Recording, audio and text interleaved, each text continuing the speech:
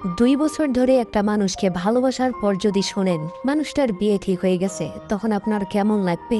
এই গল্পটা পাঠিয়েছে বরিশাল থেকে সাগর নামের একজন। তিনি বর্তমানে সৌদি আরব প্রবাসী। আমি সাগর। আজ আমি আমার না পাওয়া ভালোবাসার গল্প আপনাদের মাঝে শেয়ার করতে চাই।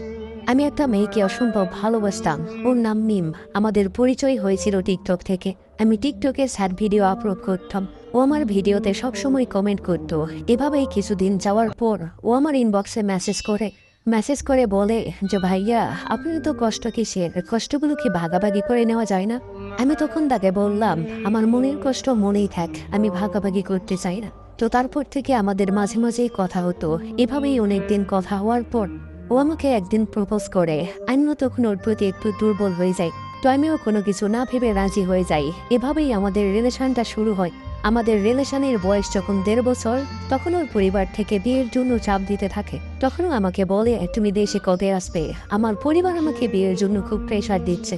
আমি তখন তাকে বললাম, আমি কুরবানি ঈদের পরে আসবো। এর মধ্যে ওকে 2 জায়গা থেকে দেখে গেছে, কিন্তু একটাই কথা, ও এখন বিয়ে করবে না। ওর পরিবার ওকে অনেক চাপ দিতে থাকে। ওর পরিবারের সাথেও যখন পেরে উঠতে পারছিল না, তখনও আমাকে বলল, তুমি বিদেশে থাকো, সমস্যা নেই, তুমি আমার বাড়িতে বিয়ের প্রস্তাব পাঠাও। তখন আমি আমার একটা বন্ধু ছিল, ওর বোনকে দিয়ে ওর বাড়িতে প্রস্তাব পাঠাই।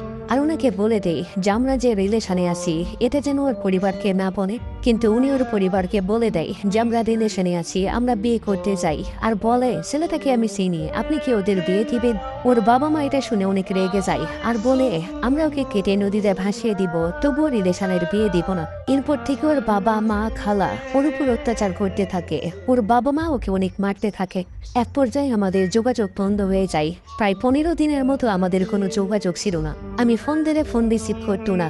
আমি আমার যত মামাতো বোন খালাতো বোন আছে সবার কাছে ওর নাম্বার দিয়ে ওকে কল দিয়েছি, কিন্তু কল রিসিভ করতো না। আবার রিসিভ করলে ওর মা কল রিসিভ করতো। এভাবেই কিছুদিন চলে যায়। আমি সবসময় ওর নাম্বারে ফোন দিতাম, কিন্তু ফোন রিসিভ হতো না। আমিও 3-4টা নাম্বার থেকে কল দিতে থাকি। এক পর্যায়ে ওর মা কলটা রিসিভ করে। পরে আমি আমার পরিচয়টা দেই। ওর মা তখন কান্না করতে করতে বলে, বাবা, তুমি আমার মেয়েকে ভুলে যাও, আমার মেয়ের বয়স খুব কম, আমরা এখন ওকে বিয়ে দিব না, আর রিলেশনের বিয়ে তো দিবই না। আমি তখন কান্না করতে করতে ওনাকে বলি, আমি মিমকে অনেক ভালোবাসি আন্টি, আমি ওকে ছাড়া থাকতে পারবো না, আপনার পায়ে পড়ি, আপনি ওকে আমার থেকে কেড়ে নিয়েন না। এভাবেই বলতে বলতে অনেক কান্না করতে থাকি, কিন্তু আমার কান্না দেখে ওনার মন কলেরি।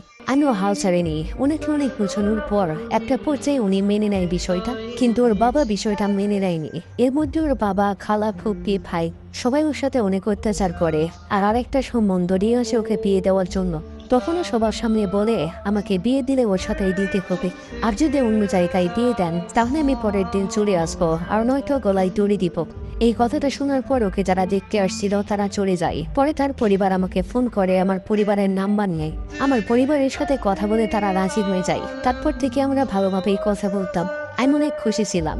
আমার তখন মনে হচ্ছিল আমি হয়তো ওকে পেয়ে গেছি। তো তারপরে ওর পরিবার বলে যে ওনারা আমাদের বাড়িতে যাবে। পরে রমজান মাসে ওনারা আমাদের বাড়িতে যায়। আমাদের বাড়িঘর দেখতে আমাদের বাড়িঘর ওনাদের পছন্দ হয়। পরে ওরা আমাদেরও যেতে বলে। আমরা বলেছিলাম আমরা ঈদের পরে যাব। তো তারপর থেকে আমরা পরিবারের সামনেই কথা বলতাম, যেহেতু আমাদের কথাবার্তা হয়ে আছে। আমাদের এমনও দিন গেছে আমরা 18 ঘন্টা পর্যন্ত কথা বলেছি। ও আমার থেকে একটা কসম নিয়েছিল যে আমি কোনোদিন সিগারেট বা নেশা জাতীয় কিছু খেতে পারবো না। আমিও তাকে কথা দিয়েছিলাম আমি জীবনেও কোনোদিন নেশা করব না। সেও আমাকে কোরআন শরীফ সেই কসম করে বলেছিল, আমি কোনোদিন তোমাকে ছেড়ে যাব না, যত যাই কিছু হয়ে যাক না কেন। তো যাই হোক, এভাবেই কিছুদিন পর ঈদ চলে আসে।